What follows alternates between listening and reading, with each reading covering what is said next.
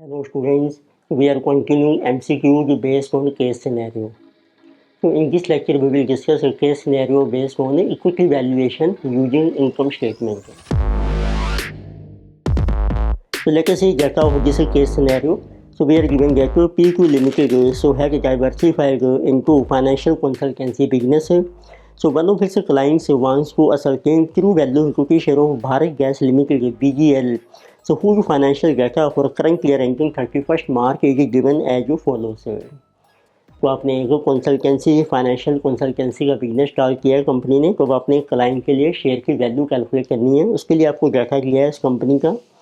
तो किसी के 8% डिवेंचर्स रुपये आपके लैक्स में हैं 175, इक्विटी है so ₹10 each 100, reserve surplus 300, total assets are given 600, asset turnover ratio 1.1, effective tax rate is 30%, operating profit margin is 10%, dividend pay out ratio is 40%, current market price of share is ₹18, required return to investor is 12%. So you are required to answer the following question. Number 1. What is the retained profit of Bharat Gas Limited for the current year ending 31st March? तो it means retain profit के लिए आपको prepare करनी पड़ेगी इसकी income statement की, rupees lakhs में है। तो लेट अस स्टार्ट। तो number 1 we have to calculate retain profit. So first we have to calculate calculation of retained profit of Bharat Gas Limited which is BG। तो उसके लिए प्रिपेयर कर लेते हैं इनकम स्टेटमेंट। रुपीज आपके चल रहे हैं लैक्स में। इनकम स्टेटमेंट के लिए देखो पहले आपको सेल्स चाहिए, तो आपको मेंशन किए हैं टोटल एसेट्स हैं, एसेट टर्नओवर रेशियो है। तो फार्मूला देखते हैं एसेट टर्नओवर रेशियो का। So asset turnover ratio that is equal to sales upon total assets. Total assets आपको दी हैं, टर्नओवर रेशियो भी है, तो आपसे सेल्स आ जाएंगी आपकी। Sales are total assets 600, turnover ratio is 1.1. It means we get sales these are 660. अब इसके बेस पर आपको मिलेगा operating profit margin. Operating profit होता है आपका EBIT। So on these sales you get operating profit which is also called as EBIT। ये आपको मेंशन किया है at the rate of 10% of these sales 66। अब आप अपनी नॉर्मल इनकम स्टेटमेंट बना सकते हैं। तो इबिट में से माइनस होता है सबसे पहले less interest on debt. Interest debt आपको दिया है 175, डिबेंचर्स हैं उसका रेट ऑफ इंटरेस्ट है 8%। This will B 175 into 8%। This you can see 175 into 8% 14। Balance will be our PBT profit before tax. किसी कमिंग 52, उसमें से आप माइनस कीजिए टैक्स। टैक्स आपको मेंशन किया है 30%।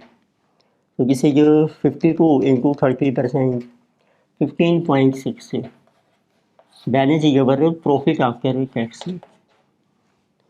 जिसे 36.24, इसमें कोई प्रेफरेंस शेयर नहीं है इसमें, उसमें सिर्फ आपको जो कुछ डिविडेंड पे आउट है आपकी 40%, तो आप लेस कर लीजिए। तो दिस विल बी कंसीडर जाएगी equity dividend. This is our 40% of profit, dividend payout in 40%, this is 14.56। तो बैलेंस आपका फर्स्ट आंसर आ जाएगा। This is retained profit. तो this retained profit is our 21.84 रुपये आपके लैक्स में है। So second they're asking what is dividend पर share of Bharat gas limited for the current year ending 31st March.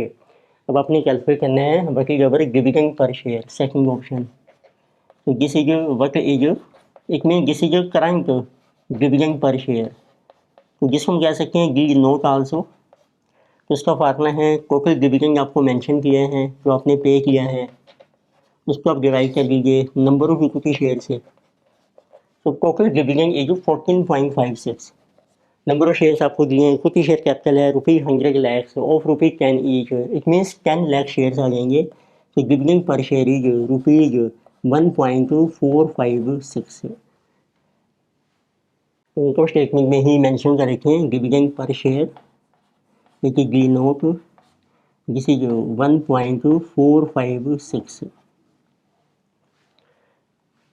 अब आपको नंबर थर्ड ऑप्शन में मेंशन किया है, now we have to calculate what is sustainable growth rate of Bharat gas limited for current year.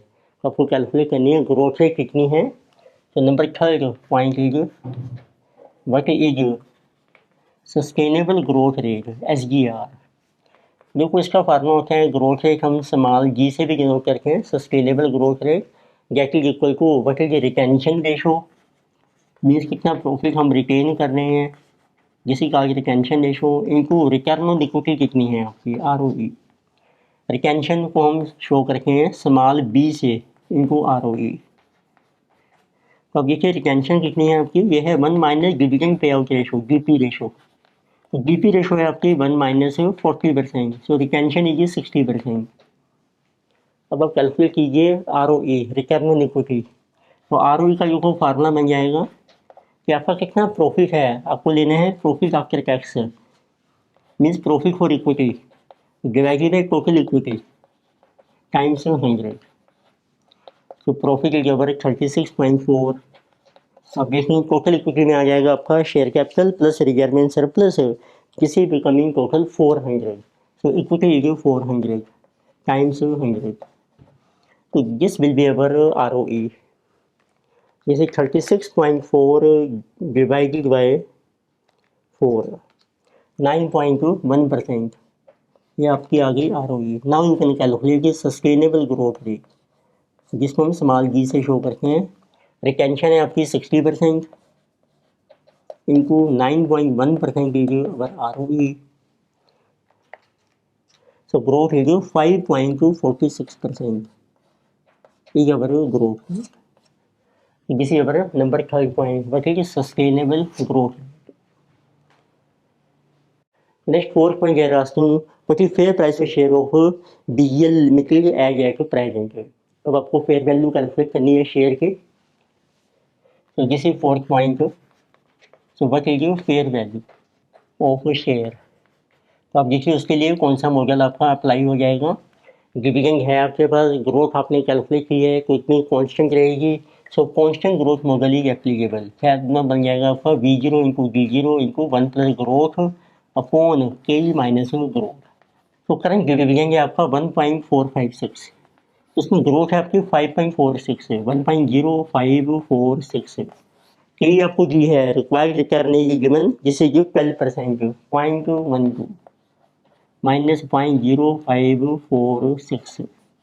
तो let us see how much is dividend. So 1.456, so plus कर लीजिए 5.46%, जिसे 1.5355। Denominator is our 0.12 minus 0.0546 0.0654। So fair price of share is our 1.5355, so divided by 0.0654, so this is rupees 23.48। Option जैसे आपको mention किए हैं, like but dividend आपने किया था 1.456, जिसका ऑप्शन नंबर बी। फिर आपने ग्रोथ कैलकुलेट की 5.46 में, so this option was also number B. Now we have calculated fair price of share 23.48, so this is option number C. So now we are asking our fifth point is what is your opinion on investment in companies share at current price. तो अब आपने यदि आपने investment करनी चाहिए हमें इस share में या नहीं करनी चाहिए, ओपिनियन आपको देना है। तो fifth point is what is opinion on investment. वो ओपिनियन के लिए आपको कंपेयर करना है जो आपकी ट्रू वैल्यू है, फेयर वैल्यू को आप कंपेयर कीजिए with current price. Fair value है आपकी 23.48 एंड जो जो का करंट प्राइस चल रहा है जिसे गिवन 18, तो fair price is more than current price, तो it mean this share is under price और we can say under value. जब शेयर आपका अंडर वैल्यू होता है तो आपका डिसीजन होता है जैसे investor should buy, it mean we should make investment, we should buy. अब देखिए कौन सा ऑप्शन बेटर है। 3 ऑप्शन दिए हैं आपको। नंबर 1 ऑप्शन है आपका बाय, सेकंड है सेल, नंबर 3 है होल्ड। तो option will be our A. So in this lecture we discussed case scenario based on equity valuation using income statement. Further topics continue करेंगे next lecture में। ये video आपको अच्छी लगती है सब्सक्राइब कीजिए, रिकमेंड कीजिए, शेयर कीजिए। Thank you.